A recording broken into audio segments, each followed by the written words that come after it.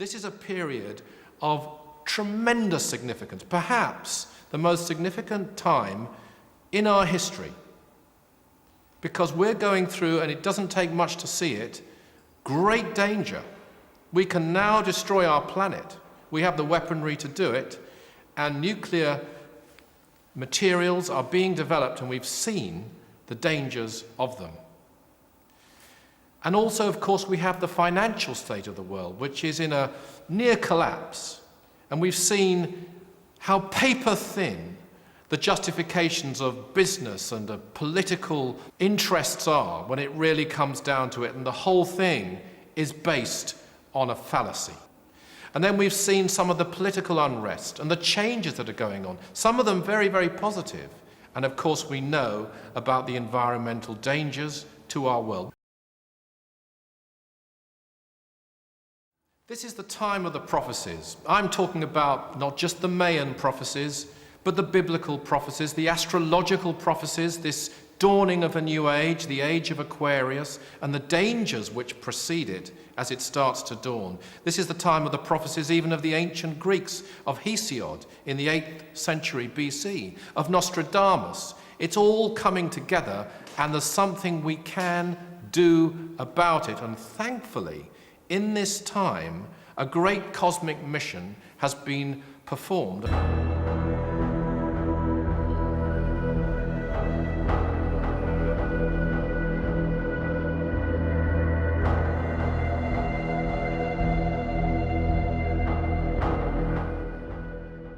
And a great message has been delivered to our world through Dr. George King, who founded the Aetherius Society, and between 1954 and 1997 was Primary Terrestrial Mental Channel. I was given the name some time ago by the Cosmic Masters, or the code title, as Primary Terrestrial Mental Channel. I don't say I'm the only voice, but I'm certainly one of the most important. And just to give you one little example, and it's relatively a small example, this, of the kind of intervention that's even going on in these days. In 2008, about 130 pilgrims climbed a holy mountain, which is really a hill in North Devon in England. And we went up for the purpose of sending energy, not to the world for healing, which we do in the Aetherius Society very often indeed, as do others, but on this occasion, we went there to send appreciation and thanks to cosmic beings, cosmic masters, those compassionate gods who watch over us, who don't force us to change, who don't intervene, but are there to help. And within minutes of us doing that, there was the biggest spate of UFO sightings recorded in Britain over a weekend, probably ever. And things like that happen quite often if you're engaged in the UFO movement, or if you're engaged in active spiritual work in cooperation with the great beings from other planets. Now, there is a positive message here, and the positive message is that we are going through a spiritual change of wonder.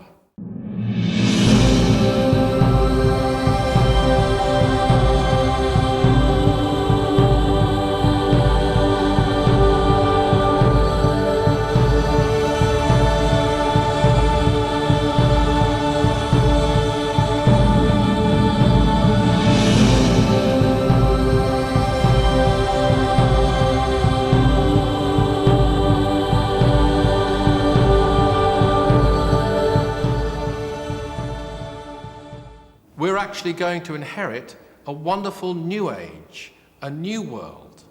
And it's going to be a time of great hope and possibility, but it's up to us just how many people on this planet inherit that new age and that new world. And the time leading up to it is one of great danger. Now, I was honored to co-author the last book that was published in his lifetime with Dr. King, and that was called Contacts with the Gods from Space.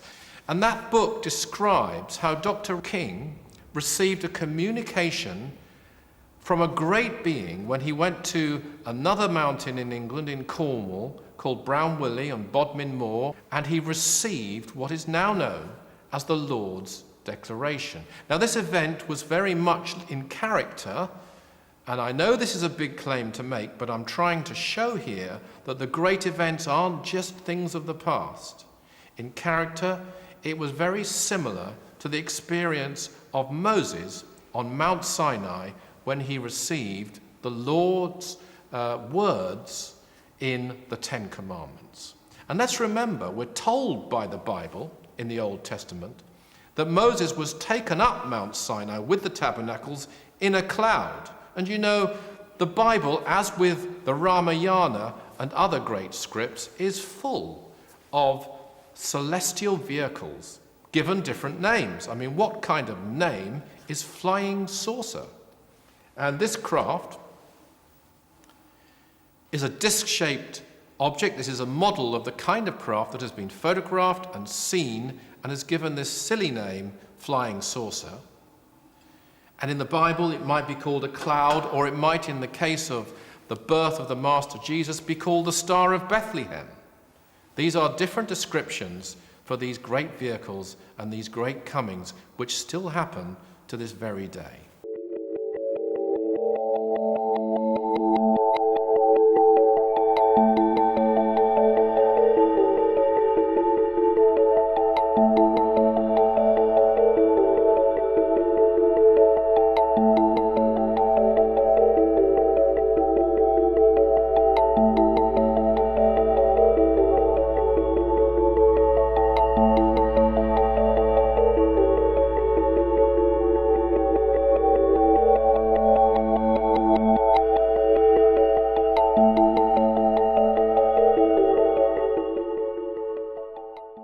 Now, many ask, and I've been lecturing on UFOs all over the world and broadcasting about what we now know to have been government cover-ups, about multi-dimensional life throughout the universe.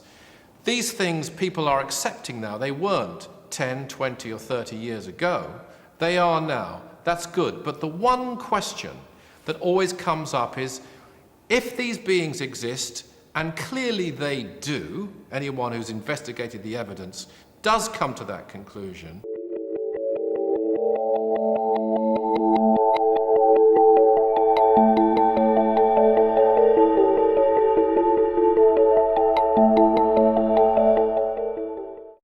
why don't they land openly?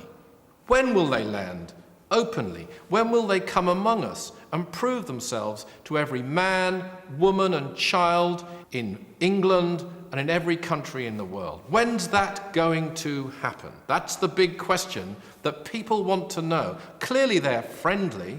If they were hostile, it would all have been over, I can assure you, a very long time ago. These are beings vastly superior to us. You have to laugh when you hear some academics occasionally being interviewed and saying, well, you know, there may be life as advanced as us somewhere. As advanced as us? Let's hope, and it's good to know, they're a lot more advanced than we are. That's why they don't interfere with us. That's why they don't imperialize the planet and tell us what to do. But there will be a day, and the Lord's Declaration explains it, when they will come among us and they will prove themselves to us.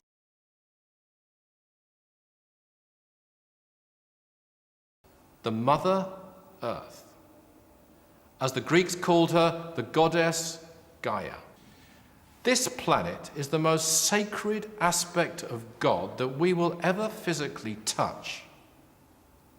And missionaries of various religions who tried to convert certain people away from that belief were entirely wrong to do so. Fine to bring your other message and your other truths, but the Mother Earth is the most important aspect, because without her, we would have no experience at all.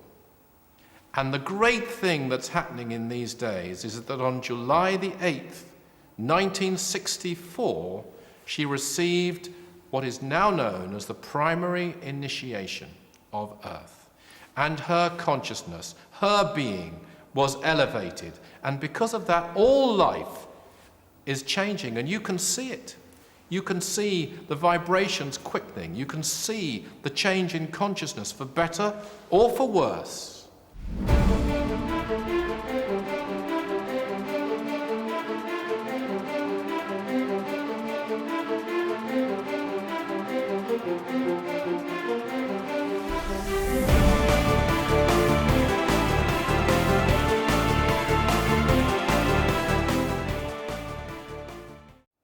That's why everything has to change, and it's up to us, humanity, to change with it. And you can play a part in this if you wish to do so.